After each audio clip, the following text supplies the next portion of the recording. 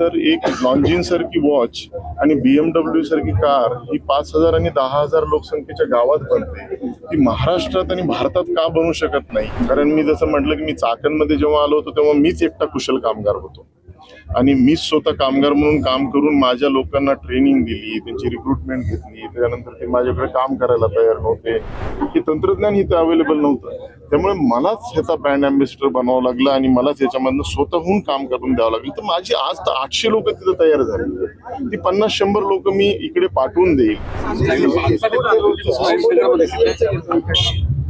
आता हे मागच्या वर्षीचा माझा जो करार होता त्यावेळी नगरमध्ये माझ्या बरोबर आणखी एक दुसऱ्या बेवरेजेसच्या कंपन्या आल्या होत्या, त्याचबरोबर कौराल इंडिया यू.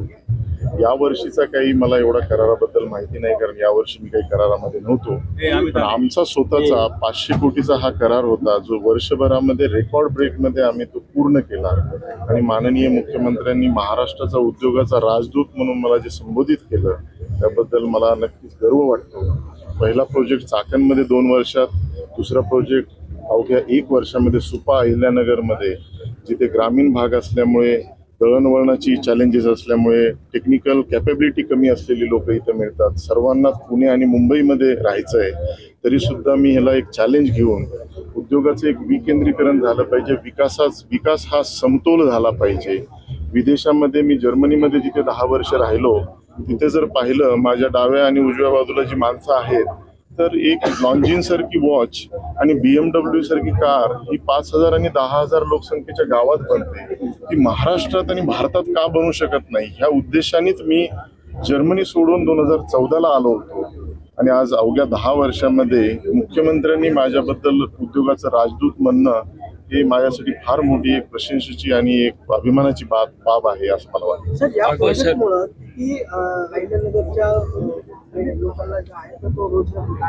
इथे जवळपास 1200 रोजगार निर्मिती करू असं आपण म्हटलेलं आहे.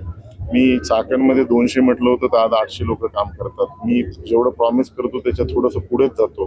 आणि आम्ही जर्मन प्रिसिजन आणि जर्मन ॲक्युरेसीवाली लोक आहोत. This is my partner Lothar Toni, who said in 2016, Mr. Gite, let's make figure so precise that we should not miss the target. त्यामुळे 150 कोटी केले पण 300 कोटी आणले. 200 रोजगार निर्मिती म्हटलं पण जवळपास तिथे 800 लोक आज काम करतात. त्याचप्रमाणे इथे सुद्धा मी 1200 म्हणत असेल तरी सुद्धा इथे एक डायरेक्ट इनडायरेक्ट खूप मोठी 2000-3000 जसं मुख्यमंत्री साहेब म्हटले की त्यांनी आज 1000 लोक चाकणमध्ये, इथे 2000 लोकांना रोजगार देतील. कुशल कामगार आपल्याला मिळतील का? एक नवीन चॅलेंज आहे का? आहे ना, कारण मी जसं म्हटलं की मी चाकणमध्ये जेव्हा आलो होतो तेव्हा मीच एकटा कुशल कामगार होतो आणि मीच स्वतः कामगार म्हणून काम करून माझ्या लोकांना ट्रेनिंग दिली, त्यांची रिक्रुटमेंट घेतली. त्यानंतर ते माझ्याकडे काम करायला तयार नव्हते.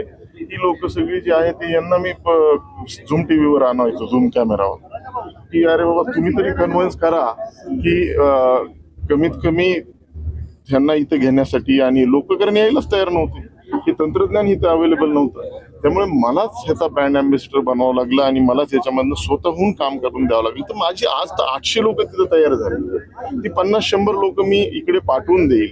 आता ऑलरेडी तुमच्याकडे त्या भागामध्ये लोक आलेली आहेत, ती म्हणतात की आता खूप चांगलं वाटतं सर, 5 मिनिटात कंपनीत पोहोचतो.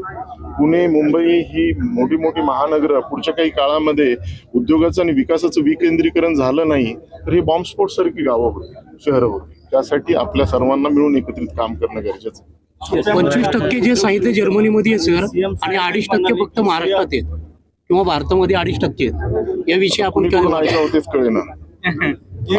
प्रश्न असा आहे की तुम्ही सुप्यामध्ये उद्योग सुरू केला, यशस्वीपणे चालवला, आणि दुसरीकडे सीएम साहेबांनी आता भाषणामध्ये जाहीर केलं की सुप्यामध्ये काही त्रास देणारे घटकही आहेत. असा काही अनुभवाला तुम्हाला फेस करावं लागला? मी फार सकारात्मक पद्धतीने कुठल्याही गोष्टीकडे बघतो. नकारात्मक गोष्टी मला तर पहिल्या दिवशी सुद्धा खेड शिवापूरमध्ये 10 कामगारांचा कारखाना असताना सुद्धा माथाडी, लेबर युनियन हिचे झालेच होते. त्याचं मी हार्वर्ड बिझनेस स्कूलमध्ये पण मेन्शन केलं. म्हणजे अक्षरशः दादागिरी, 15-20 लोक घेऊन यायच्यावर 10 कामगारांमध्ये 15-20 लोक आले तर आम्ही घाबरून जाऊ ना.